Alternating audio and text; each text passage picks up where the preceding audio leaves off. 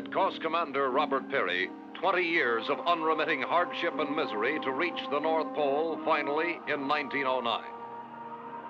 It would have astounded Peary to learn that by the late 1950s and early 60s, the vast frozen top of the world he pioneered had become a vital highway for world travel and commerce, not just in the skies, but also deep under the ice in the frigid 5 million square mile depths of the Arctic Ocean. Here, great passenger and cargo carrying atomic submarines glided by the dozens back and forth across the pole until a series of mysterious undersea disasters threatened to close the Arctic route forever.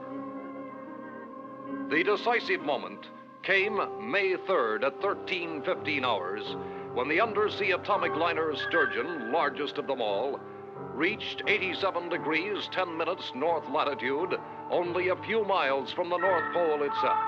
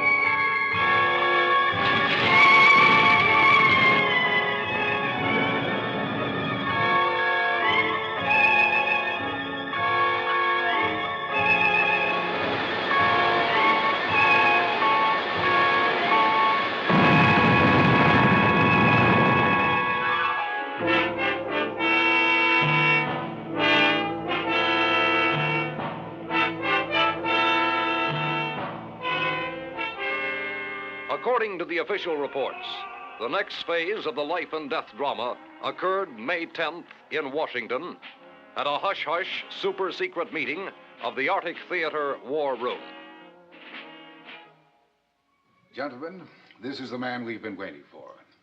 The skipper of the atom killer sub Tiger Shark, Commander Dan Wendover. This is Justin Murdoch, Secretary of Defense. Mr. Murdoch. Commander. And I know you've heard a lot of Dr. Clifford Kent, Dan. Doctor? Commander. Dr. Kent had a lot to do with the development and design of your boat. Syrian Hunt just flew in from London.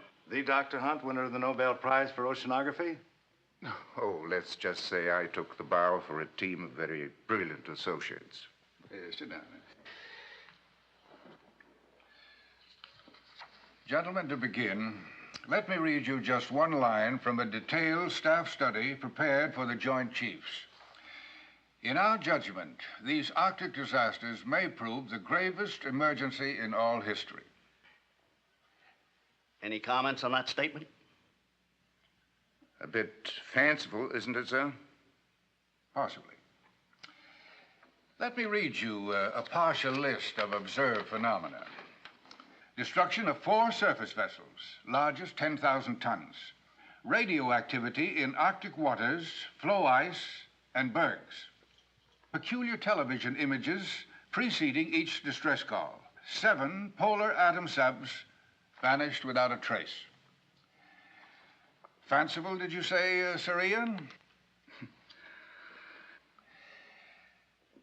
And now, Dan, we come to you. You skipper the Tiger Shark, the most advanced, the deadliest killer sub in the fleet. Right now, she's undergoing emergency, around-the-clock modification in the Bremerton Navy Yard. The orders call for special observation and testing instruments here, removal of all but 2 atomic torpedoes, special launching equipment for water-to-air ballistic missiles, and a special escape hatch in the keel for the lungfish. The lungfish? Yes, a deep exploration device, sort of an animated diving bell. The mission of the Tiger Shark is to hunt down and identify the cause of these Arctic disasters. If humanly possible, you will remove it.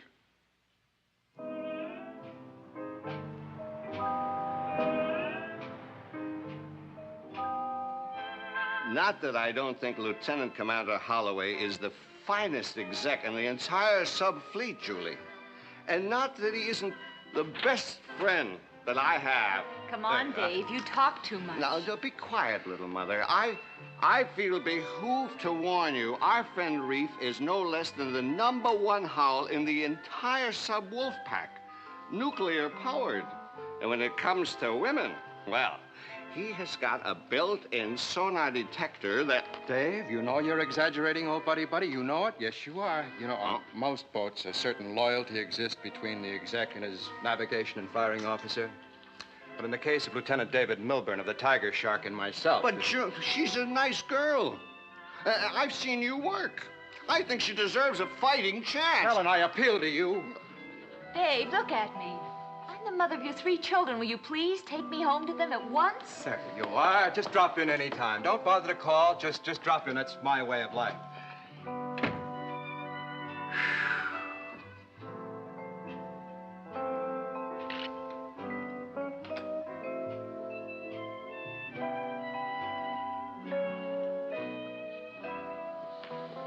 Dave is exaggerating, you know. I mean, a man spends 3 months in a deep freeze. It'd take his whole leave just to thaw him out. By that time, he's ready to report back. It won't take me long to defrost. Not around you.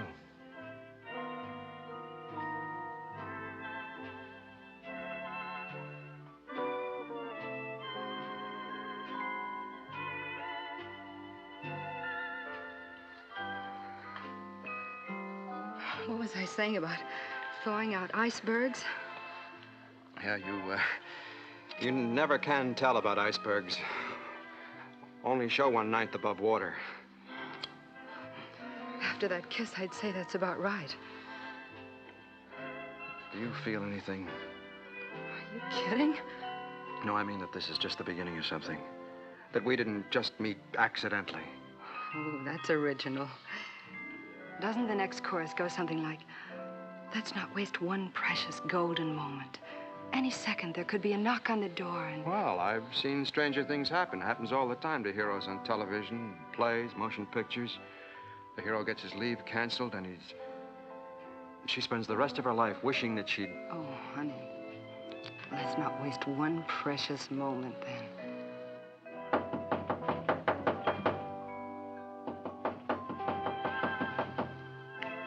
What's that pounding? Need I say more?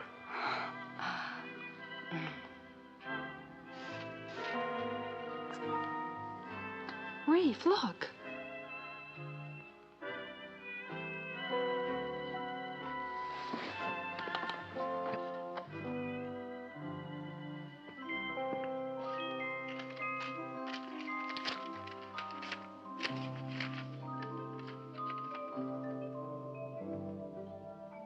Oh, no. What's wrong? What is it? Oh, no.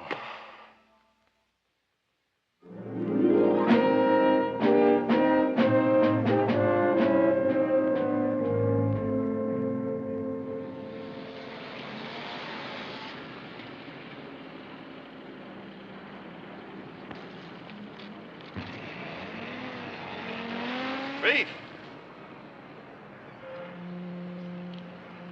They caught you too, huh? At the worst possible moment. Tomorrow's Janie's birthday. Poor little kid's been looking forward 2 whole months to having her daddy home. Now, That's the worst possible moment? what could be worse than disappointing a little girl? Disappointing a big girl. Julie? Good. Really tough, old buddy. Oh, really tough.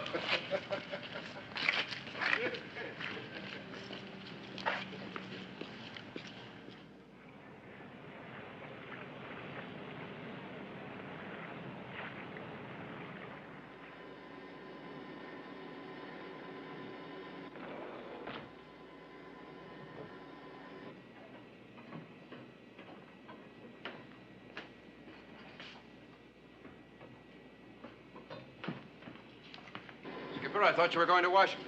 I did. Just got back. Reef, I want you to meet a couple of our passengers. Sir Ian Hunt and Dr. Clifford Kent.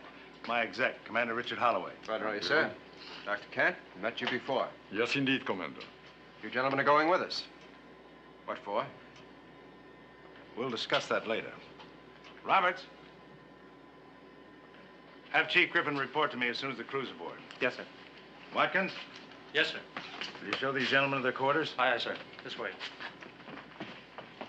Oh, sorry you had to cut your leave short. Yeah. Come at the wrong time? Yeah. Will do.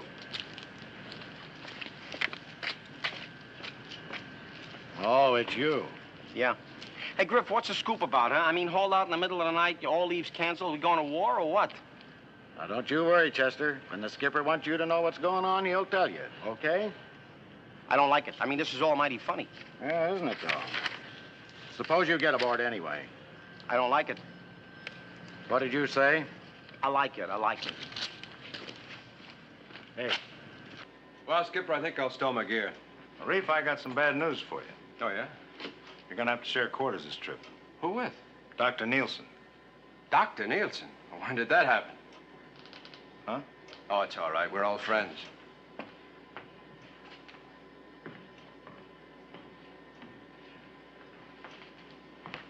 Dave, stand by to shove off as soon as Griff reports the crew aboard. Right, Skipper.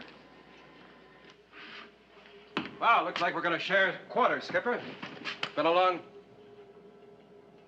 Carl. You? Oh, of course. I should have suspected when I heard that doctor. I thought it was your father. It was supposed to be. Dad had a heart attack 2 days ago. He what? It was mild. It'll be all right, but it was out of the question his coming along. And they thought you could replace the skipper, huh? Well, there was no choice. Dad and I developed the lungfish together. Except for him, I'm the only one qualified to dive in it. You could have trained somebody else. Not in 2 days. Look, do you think I wanted to come?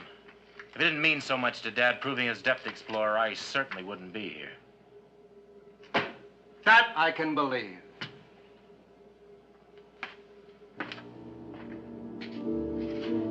The Tiger Shark left her dock at Bremerton at 0335 hours, the morning of May 11th, on what was to prove the strangest, most fearful voyage ever made by a submarine, atomic or otherwise.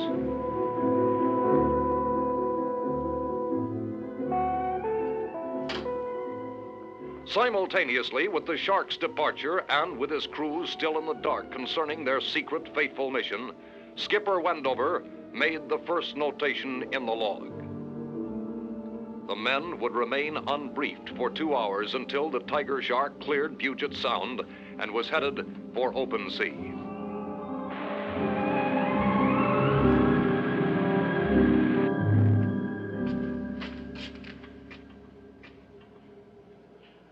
Who the devil belongs to this gear?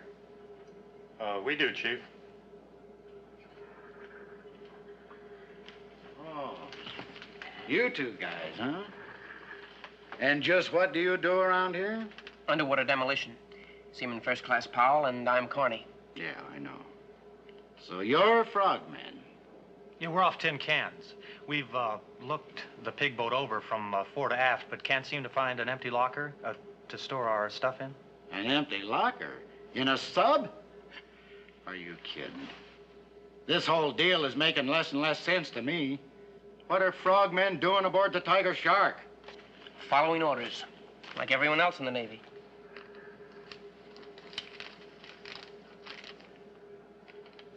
Beats me. But orders are orders. Yeah, well, in the meantime, where do you want us to stash these gizmos? Come on.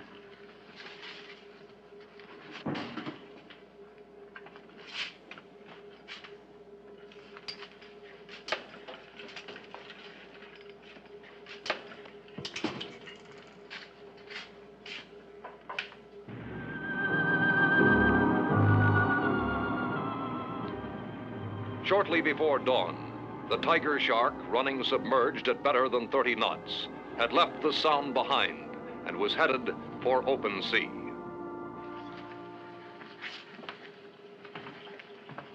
Here are orders, Reef. Look them over while I fill in the crew. Now, hear this. This is the captain speaking. I know you're wondering about all the mystery. Well, our job had to be kept absolutely secret.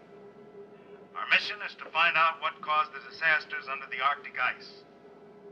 Once we cross the Arctic Circle, any command you hear will be the real thing. Please remember. That's about it. Now, you know as much as I or anybody else does, for that matter. Coincidentally, I assured Washington that this was the best sub crew in the fleet. I know you won't make a liar out of me.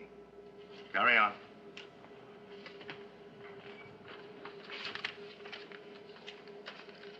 That's it.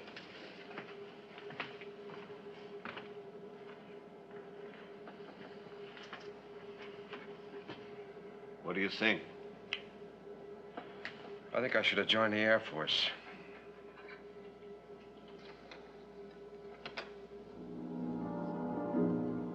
A week later, the Tiger Shark was still running due north at cruising speed.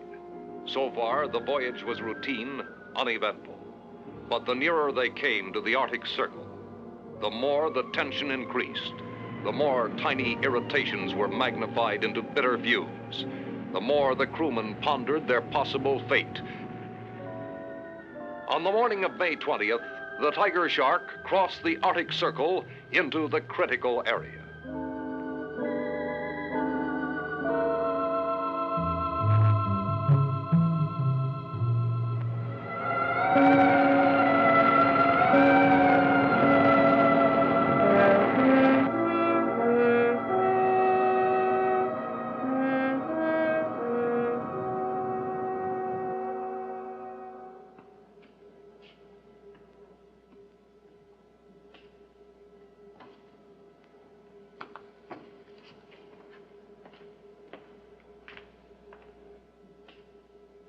You're always asking me why I stay up, bachelor. There goes one of the best reasons I can think of. Huh? Yeah. I might have a son like that. I don't get it. What goes with you two? I guess his father, Skipper Nielsen, retired before you enrolled at the academy, didn't he? I guess. One of the finest men and officers alive. A real hero in the best sense of the word. World War II. Taught engineering and design at the academy. Fought like a demon for atomic subs. So? So when his only son dropped out of school, began making statements, all sounding like borrowed propaganda. Ban the atomic test, junk the nuclear subs, spend the military budget for peace. Well, it just about broke the old man's heart. Then when the newspapers picked it up, called Carl the honest, sincere son of a warmongering father. Well, Captain Nielsen resigned from the Navy. Oh, he still keeps his hand in with projects like the Lungfish. But it broke him all the same. Have you talked to Carl? Try to get his side. His side? He's all front with no back. How can he have a side?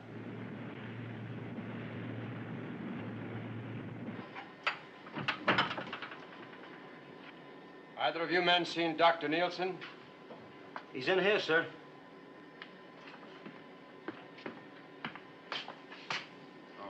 Tuttle Powell, would you men mind leaving us alone for a few minutes? Sure, Mr. Holloway. Dr. Nielsen.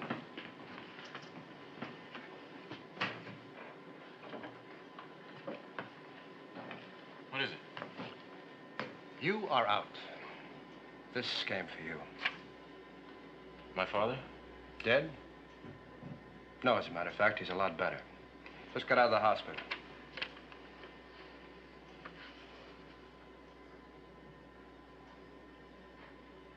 What did you mean I'm out? Your father can be in Nome, Alaska tomorrow. We have two choices. We can ask them to bring him out by helicopter and take you off, or we can put the Shark back into Nome. You trade school boys are all alike, aren't you? Anybody who doesn't think like a little gold-braided puppet is ipso facto a coward. You said it, I didn't. Well, wearing a uniform doesn't bestow an automatic monopoly on courage, Commander. It just so happens I'm not a coward, physical or mental. And before I'd risk my father's life. We're all risking our lives. That may be. But Dad stays where he is, and I'm staying here. Oh, you are a mixed-up oddball, aren't you? Well, perhaps. But the idea of willingly going to school to spend my life at a Paleozoic pastime that should have disappeared with the thunder lizards, I'm referring to war. That strikes me as the worst cowardice of all. Being spiritually yellow. You mean nothing's worth fighting for? Peace. The dignity of man, destiny of human spirit. Now, you show me a man who says you win these fighting wars, and I'll show you an idiot. Carl, you talk like so many young men I've known. You talk well. Literately, intelligently, even brilliantly sometimes. But you're all talk. What do you do about your ideas? Your ideals? You mentioned my uniform. These are my work clothes. They represent what I'm willing to do. How hard I'm willing to work for what I believe in. I doubt your willingness for anything, except talk about what you're against. That talk darn near killed your father.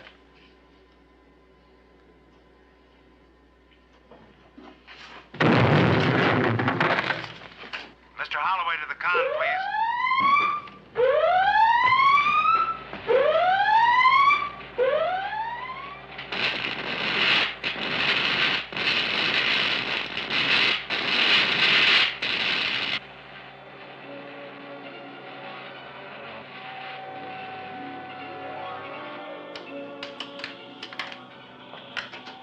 The instruments have all gone crazy. And take a look at the screen. Incredible. Absolutely incredible.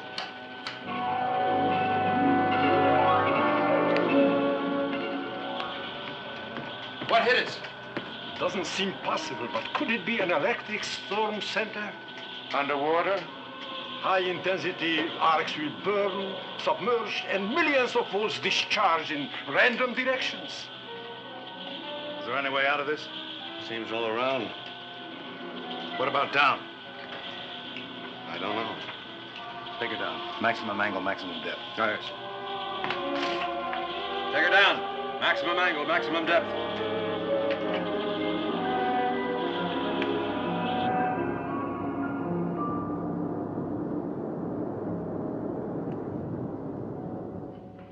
Syrian has evolved a theory. At first, I wasn't about to buy it, but we have eliminated one by one every other logical explanation. It is rather fantastic. But here is a chart of the Arctic region. On it, I've plotted every instant of these peculiar phenomena, the sinkings, electrical storms, our own experiences. Now, here is where we encountered the electrical storm. The sturgeon was lost about here.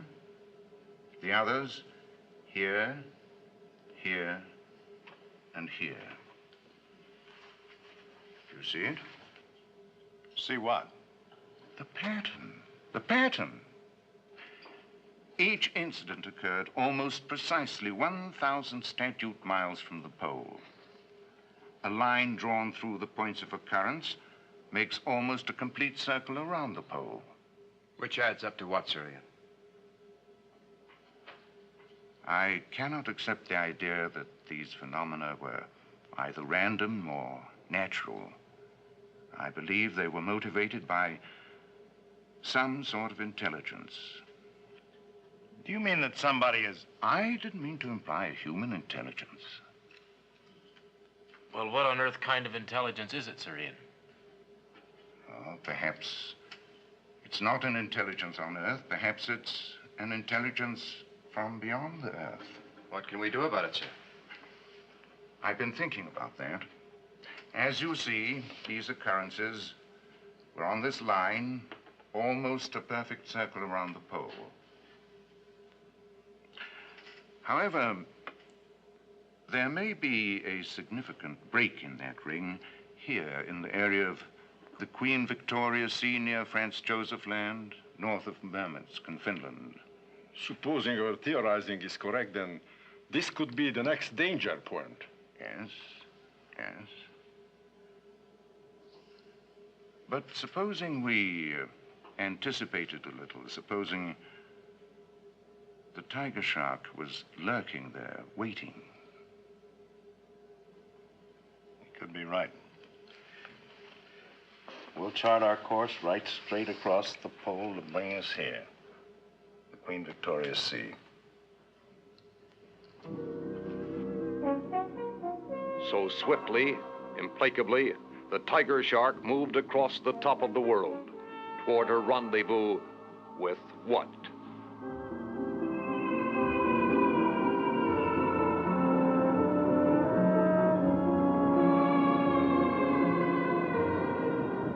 We've been running due south along the 30th degree of longitude. By my reckoning, we should be about here, just short of our planned position.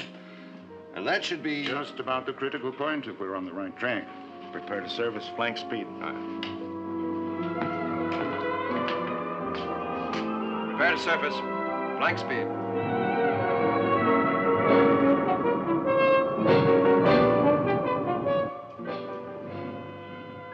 Mr. Melbourne, quick, look at this.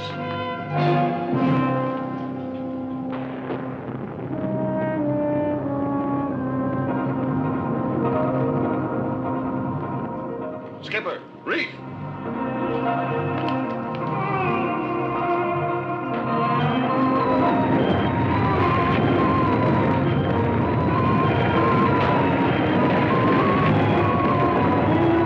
Those chunks of ice are coming right at us. Dive! Dive!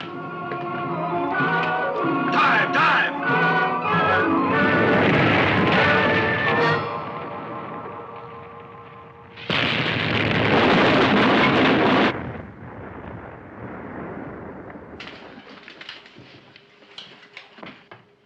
Determine extent of damage. After torpedo room, report.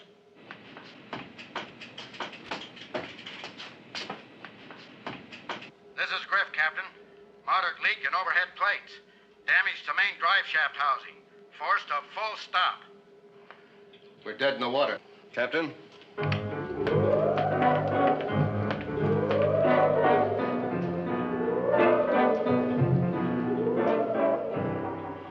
Whatever it is, it certainly can't travel. Course and speed. Speed about 22 knots. Course due north. Directly toward the pole. Are you two flounders about set? We're ready. Now try and remember you're not going out to rehearse a water ballet. We need a damage report. I never should have volunteered. If I had enough sense, I would have... Hey, look out for the sharks, huh?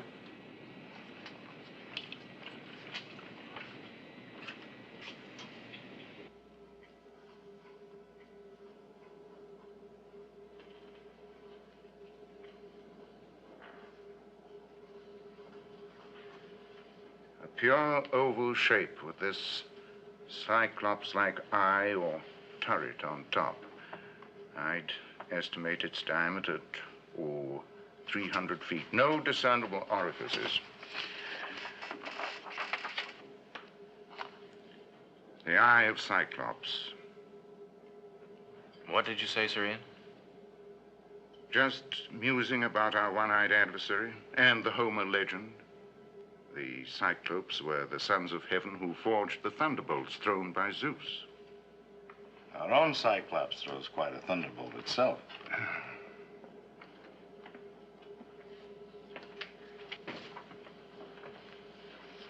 I knew there was something familiar. Take a look. This picture was taken by an amateur astronomer over New Mexico.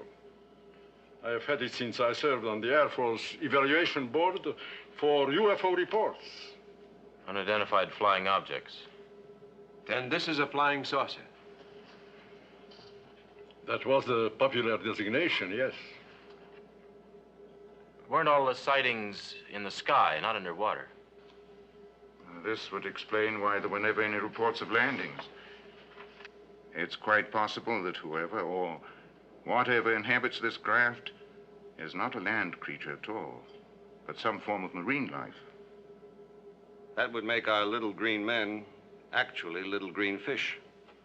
Undersea flying saucers. Excuse me, Skipper. Yeah, Griff? All internal repairs completed. And frogmen report exterior damage minor. Then we can get underway, huh? Right, sir. Dave, you plotted the course of Cyclops? Then that's our course. Where he goes, we go until we get him. Or perhaps until he gets us. So the tiger shark began relentlessly stalking her space enemy. Up to the pole, back to the Arctic Circle, again and again. A week, a fortnight, a month.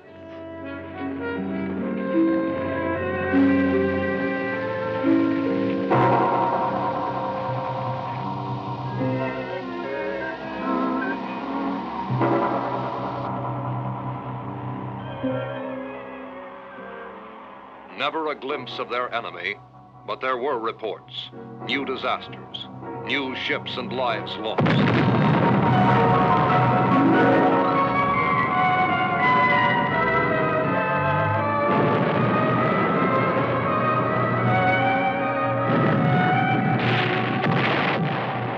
Invariably, the tiger shark made for the scene, only to arrive after Cyclops had left. For all its desperation, the pursuit seemed fruitless. And then on July 3rd, Dr. Kent and Sir Ian held an urgent discussion with Reef and the skipper. Why does Cyclops invariably return to the pole between attacks? Never two in succession. Always away and back, away and back. We've asked ourselves that over and over 1,000 times. But answers are what we need, not more questions. We think now we have them. We took for granted his source of energy was nuclear. But suppose it isn't at all. What if it is magnetic? Yes. Yes. We harness energy on a small scale by cutting magnetic lines of force. Supposing Cyclops does it on a super scale. The North Pole is the positive end of the biggest magnet of all, the Earth itself. What you're getting at is that you think our saucer friend must return to the pole regularly to recharge his batteries. That may be oversimplifying it. But, Now, our present tactics are useless. But suppose we place ourselves between Cyclops and the pole. in such a way as to prevent him returning to the pole to, as you put it, recharge his batteries. If we are lucky enough to catch him with his power depleted. Then we polish him off with an atomic fish. We wait till the next report of trouble, and then we lie in wait for him, right in his path, and bushwhack him. Bushwhack? Yes, it's an American tactical expression. So, a change of tactics. Now, the Tiger Shark cruised almost over the North Pole, waiting for the radio report that would put the plan into effect. On July 13th, at 1600 hours, it came. We got it, Reef. Cyclops? Sounds like a distress signal from a small freighter between Ellesmere Island and Greenland. One Mayday, then nothing. Where's the skipper? Already in the con.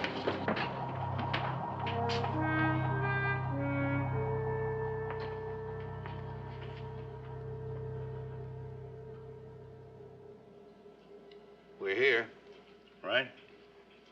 This is where Cyclops knocked off the freighter. This is the way he has to head for home, the pole. Here we are, right in his path.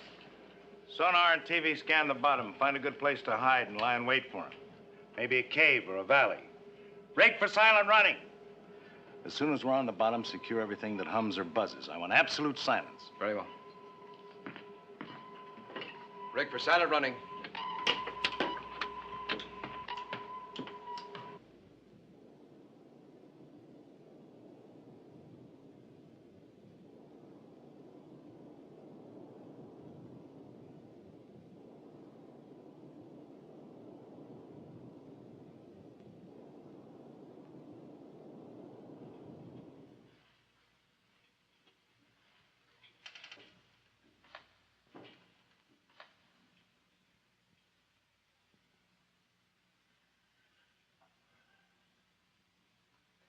Hour upon hour, the Tiger Shark lay in its deep six ambush. The Arctic depths were as still and silent as an uninhabited world. And then, at 0600 hours.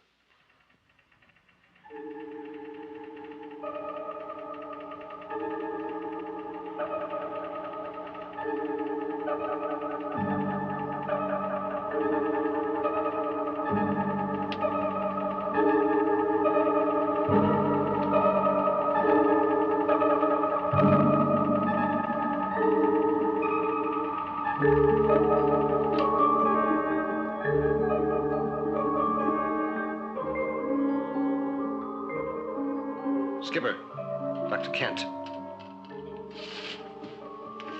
What is it? That's him. Has to be. Range 22 miles. Speed, I give it 14 knots. His radiation level is very low. That would confirm our theory about having to return to the pole. Better be correct. Give me a setup on the TDC, range about 7 miles.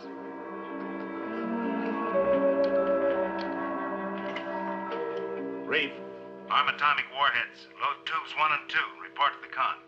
Sounds like we mean business. Yeah. Griff, you arm number 2. I'll handle number 1.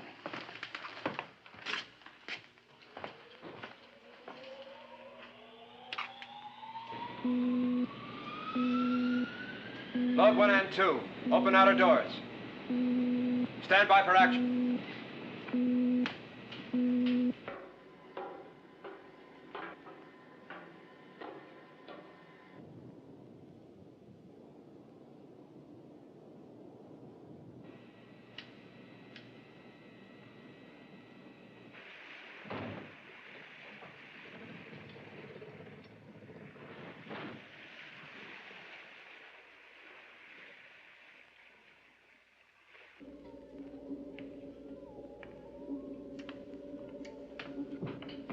Range now 15 miles. You sure it's Cyclops? Take a look.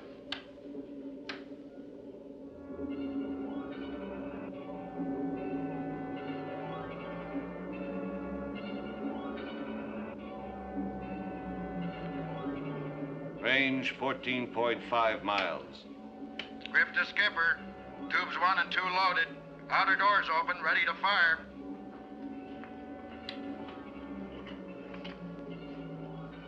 Stand by.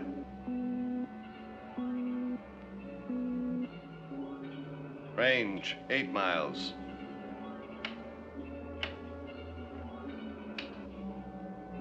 Range 7 3/4 miles.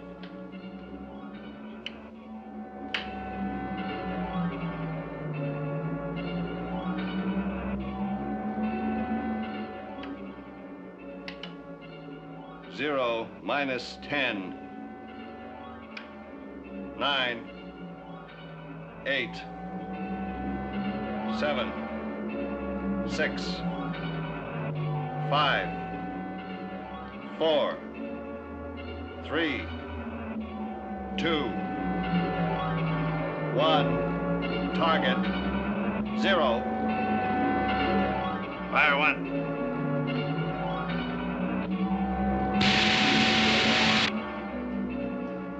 Number 1 fired. Fire 2.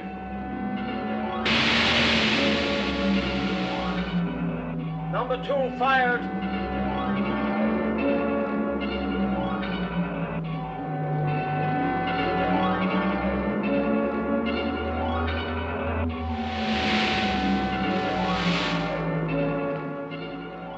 How are they running? Heart straight and normal. Number 1 missed. How could it? We're dead on the target with a homing fish.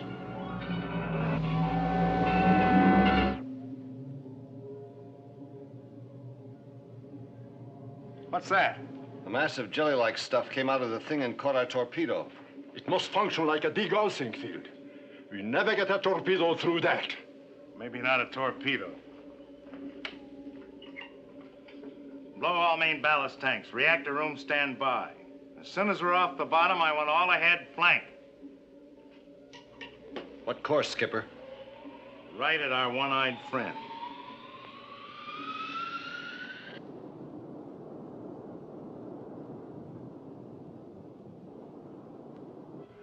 right at him? That's what I said. But what can we accomplish? We can ram him. You've weighed the consequences, Captain. The lives involved. Doctor, I've weighed the destruction that the Cyclops has done already and what it'll do in the future unless we stop him right now. There must be some other means. What other means? If the tiger shark can't stop him, no power on earth can.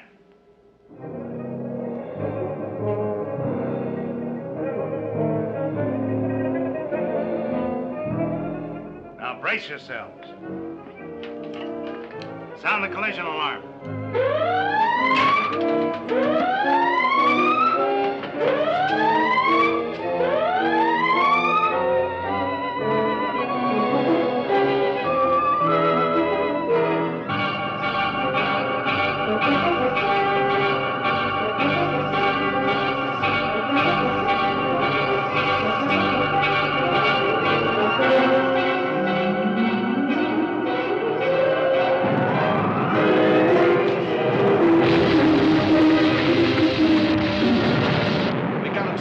Drove right into him.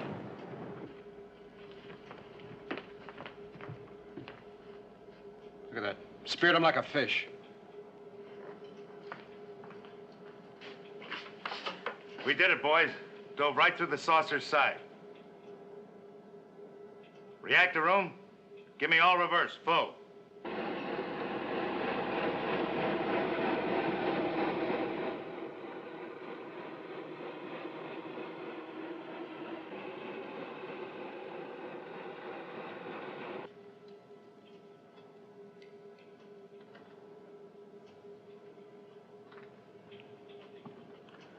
We're stuck tight. Skipper, take a look at this depth gauge. 180 fathoms? We can't be sinking that fast. It's our screw, Skipper. At our declination angle, running in reverse, they're pulling the Shark and Cyclops right to the bottom. We're at safe maximum depth already. Full stop. Full stop.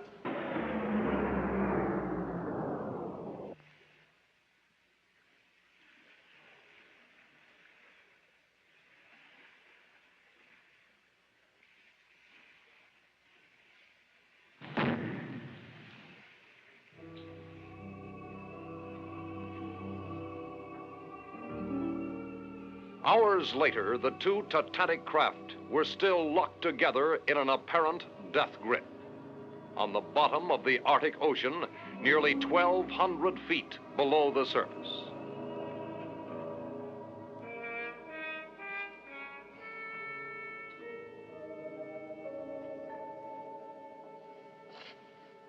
Well, anybody got any ideas? Anything's better than lying here. Suppose there's some kind of atmosphere inside the Cyclops. What do you mean?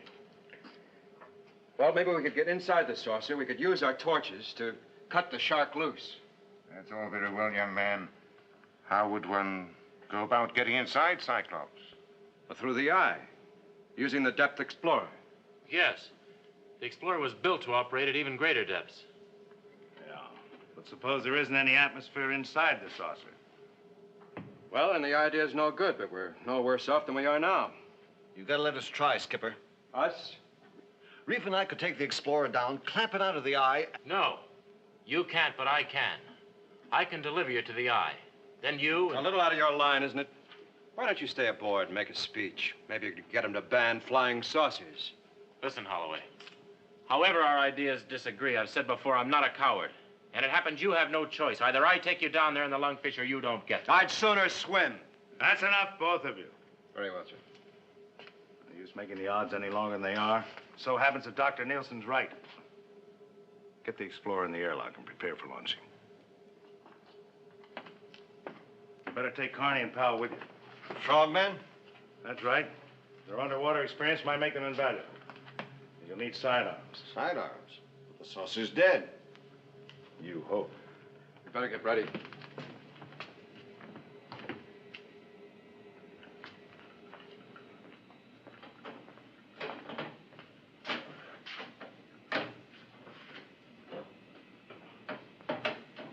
Girls, you go everywhere I go. All right, Carl, there's still time. Want to show me how? Get in.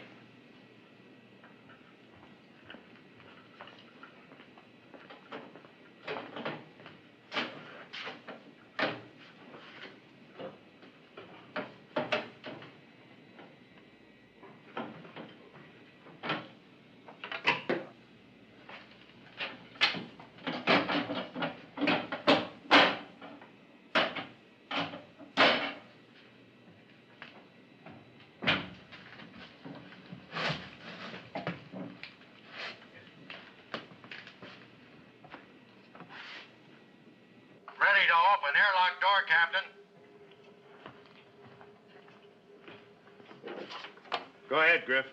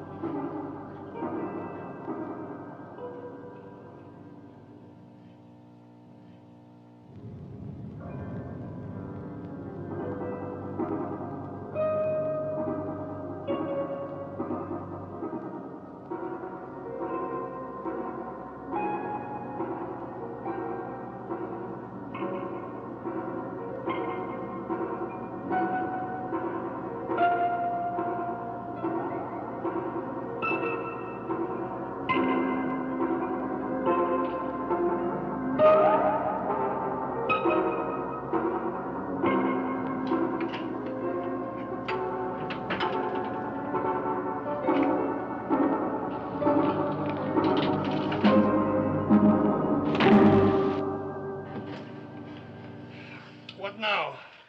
What do you say, Doctor? Shall we take a chance? That's what we came for. Well, you all stay here. I'm going to take a look inside. Not alone, you're not.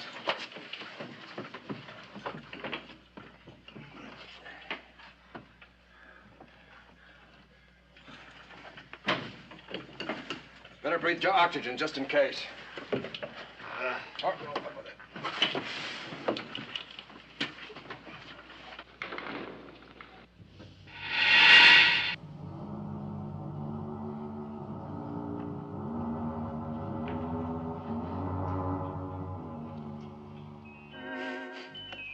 Air. Pure air. Under pressure. That's a relief. Well, we won't need these tanks. Good luck, man. All right. Let's go.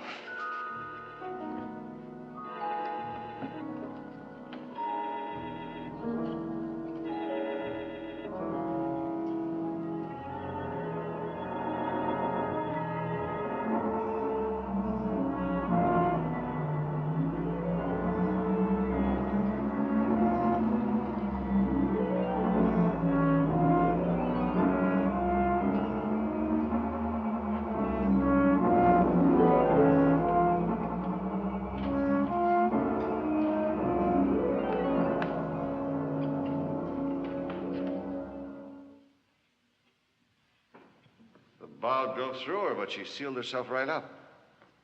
Yeah. That's our problem. The saw teeth of the ram are caught in the break. Now, if we can cut it away, the shark can pull herself loose. I think you're right. Powell, go back to Dr. Nielsen. Tell him to report to the skipper. All right, let's get to work.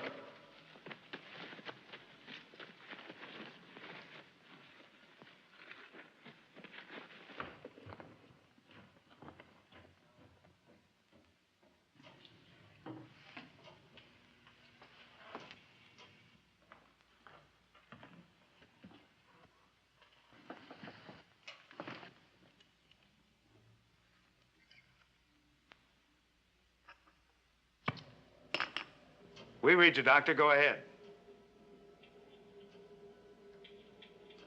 They're inside the Cyclops. It's full of breathable air. Wonderful. That's great, Doctor. Reef thinks that he can clear the shark's bow so we can pull ourselves loose. What's it like inside the Cyclops? This is a priceless opportunity to... Doctor, tell Reef to make sure that you're in the clear before we make another move. Right. Over. We'll make it out of this yet. Skipper, could you take a look here? What's wrong, Griff? The inertial navigation system must have been knocked out in the crash. We're dead in the water, but it indicates we're moving. That's impossible. The radiation level from the saucer, it's rising. What direction does the system indicate? Due north at 5 knots. Oh, 6. Toward the pole. But that Cyclops is dead. We killed it, didn't we? Beats me.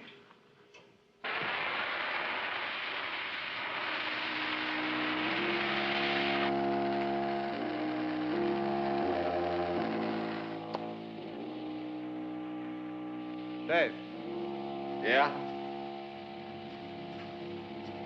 You hear anything? I don't hear anything. You've been down here too long. You better go topside and rest. Strange you don't hear it.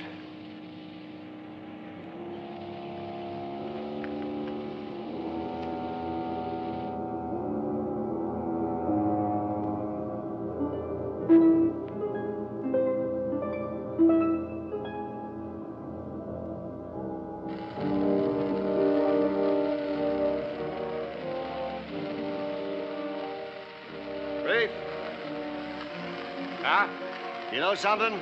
I think it's getting lighter in here. Yeah. Yeah, it is. I didn't know better. I'd swear we were moving. Now, let's get back to work, and maybe we will be soon.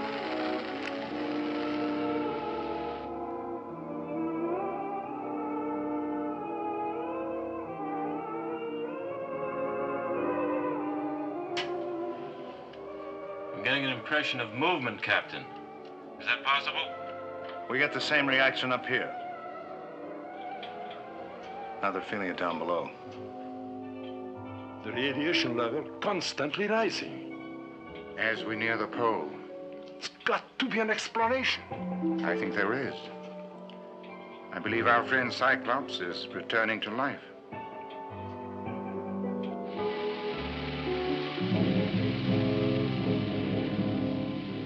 Commander Holloway, listen. Dave. Commander Holloway, make no resistance. Did you hear it? That sound again? This time there was a voice. It called my name. Look, why don't you go topside? You will see that avails nothing.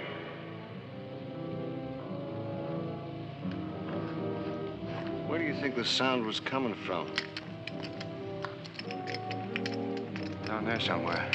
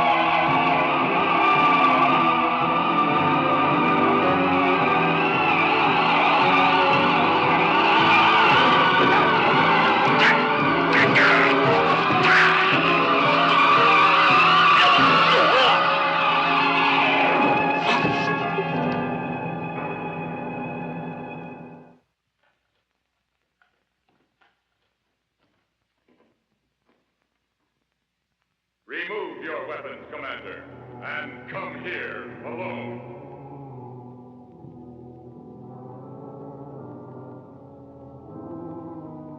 Come where? To me, here. That voice again?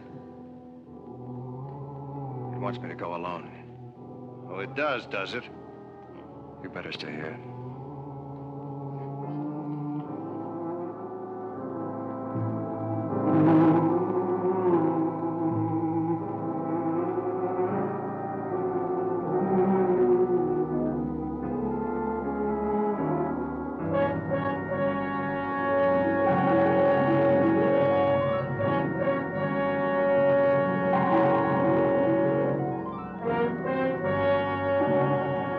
So, Commander Holloway, as you Earth inhabitants would express it, we meet face to face.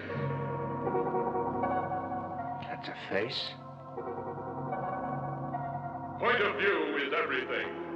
To us, your form of life is ugly, as we appear to you. Tell me something. Why is it that I can hear you and the others can't? You do not hear me. Our individual brain frequencies are now attuned, and we exchange wave thoughts. You mean extrasensory perception? Whatever your Earth term may be, the principle is ancient and very simple. It is not necessary for you to speak. Your thought response will suffice. My mission is to study various solar systems and planets. Select the most suitable for colonization. For horrors like yourself? Of course. It may interest you to know I have visited hundreds of other worlds, and of all of them, your Earth seems most suitable.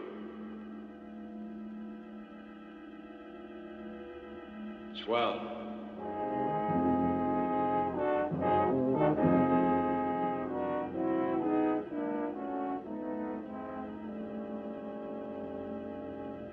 Your friend was to remain where he was. He did. I am afraid not. Dave, what's going on in here, lad? What? Stand away from him, Commander. He wants you back. So this is your headquarters. Well, you've sunk your last ship, you...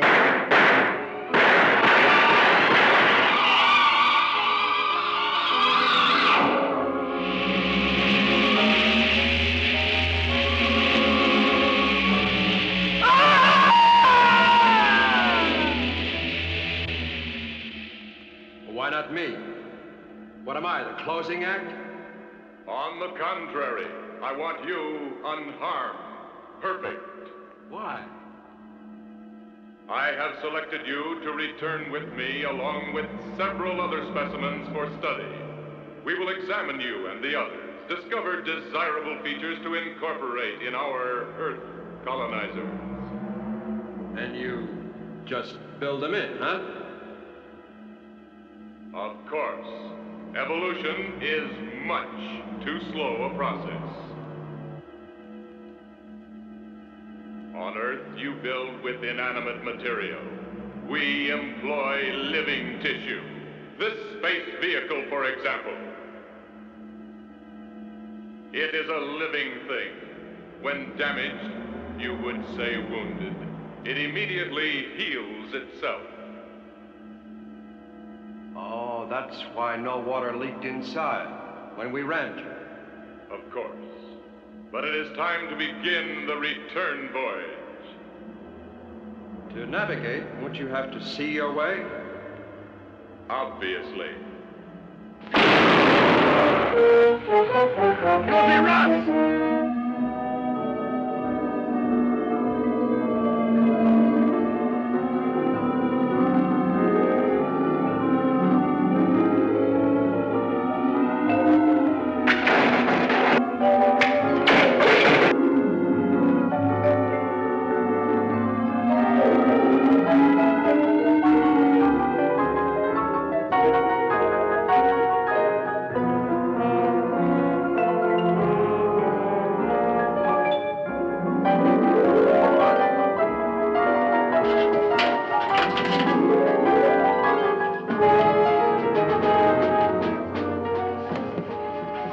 shark, right now. What about Dave and the others? Fortunes of war.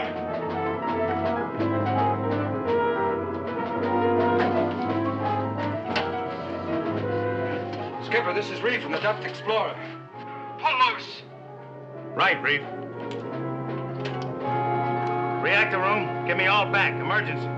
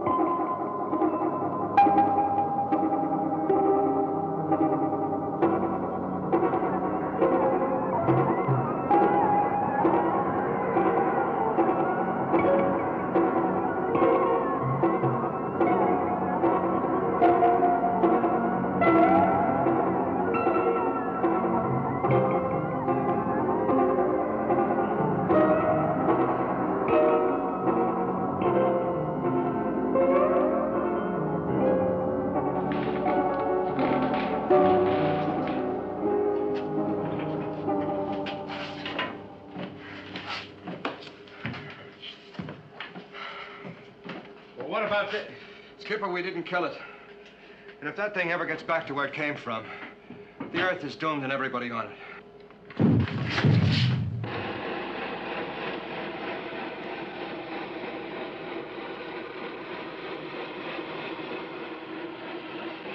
We've pulled loose, Captain. We're free.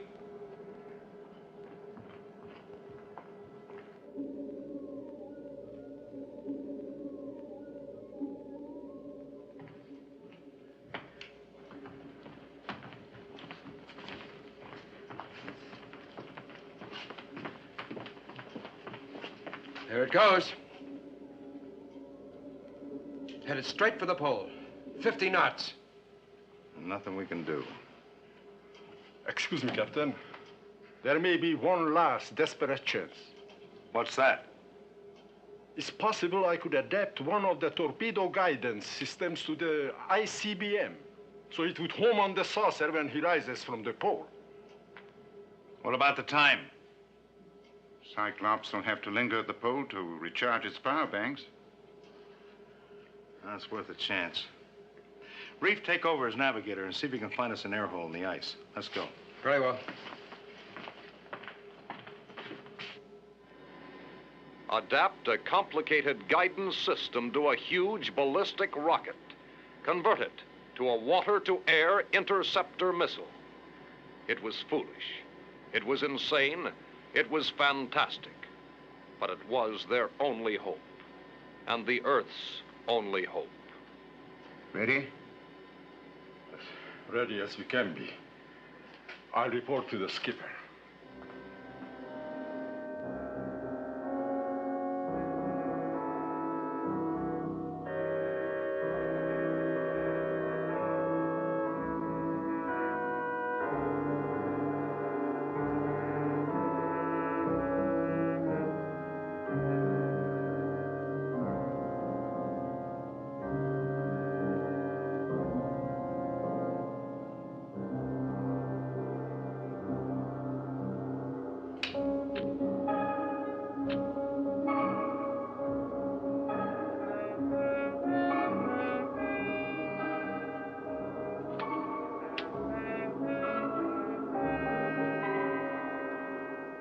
Skipper,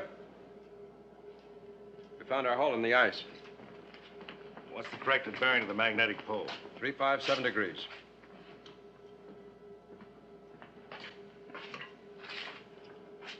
Prepare the ICBM for firing.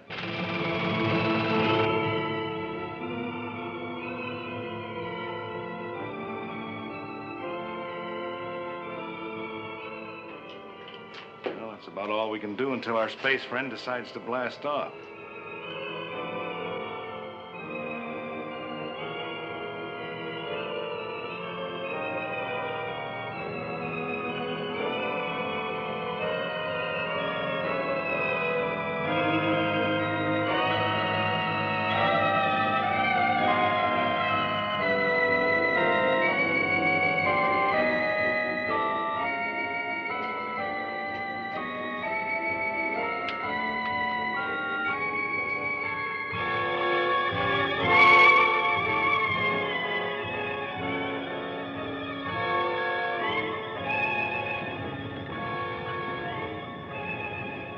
Skipper, I think it's...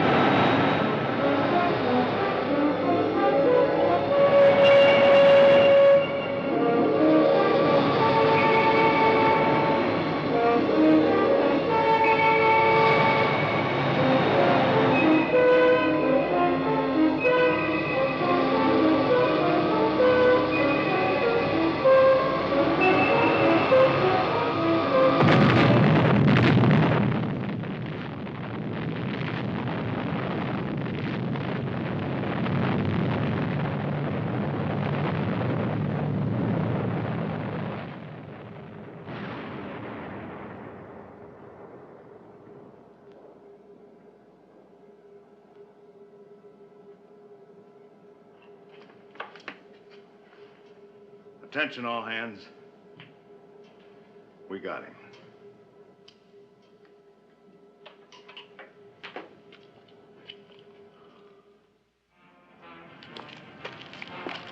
Cigarette? Oh, they're so remote, the stars. Cold, beautiful.